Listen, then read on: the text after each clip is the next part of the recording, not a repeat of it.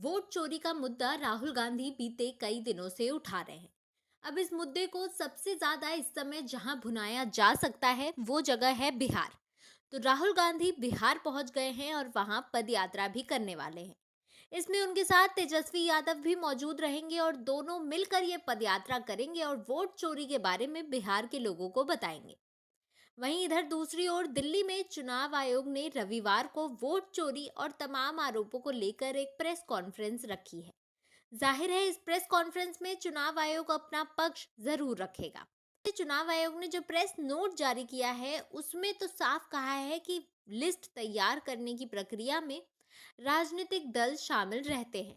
पार्टियों के booth level agents ने ड्राफ्ट लिस्ट सही से नहीं देखी और अगर समय रहते आपत्ति भी दर्ज नहीं कराई। अगर वो उस समय ही ऐसा करते तो कोई समस्या ही नहीं होती और अगर समस्या होती भी तो समय रहते ही उसका निराकरण हो जाता।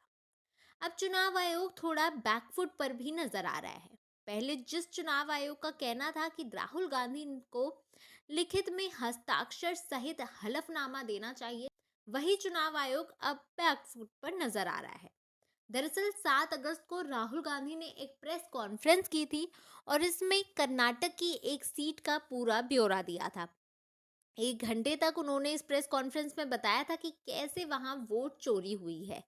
राहुल गांधी ने जो आंकड़े दिए हैं वो बताते हैं कि किस तरह से एक ही घर में 100-100 लोगों के वोट पड़े हैं। तो ऐसा कैसे हो सकता है, ये सारे सवाल राहुल गांधी ने उठाए थे, जिसके बाद अब ये सवाल जनता के सवाल बन गए हैं। इसे ही देखते हुए अब चुनाव आयोग सामने आया है और खुद ही रविवार को इस मुद्दे को लेकर प्रेस कॉन्फ्रेंस भी करने वाला है। ये भी देखा जा सकता है कि सॉफ्ट तरीके से चुनाव आयोग ने कह दिया है कि हो सकता है गड़बड़ियां हो और पोलिंग बूथ पर राजनीतिक पार्टियों के एजेंट भी रहते हैं, तो उन्हें समय पर ही आपत्ति दर्ज करानी थी। अगर वो ऐसा करते तो समाधान हो जाता। अब अगर राहुल गांधी के पद यात्रा पर थोड़ी बात कर लें तो राहुल गांधी 1300 किलोमीटर की ये पद यात्रा सासाराम से शुरू करने वाले हैं।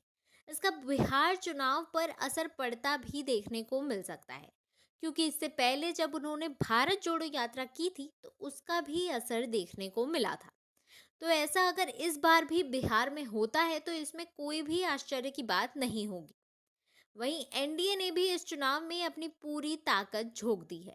रोज मुख्यमंत्री नीतीश कुमार कोई ना कोई ऐलान कर रहे हैं और जनता को बड़े तोहफे दे रहे हैं।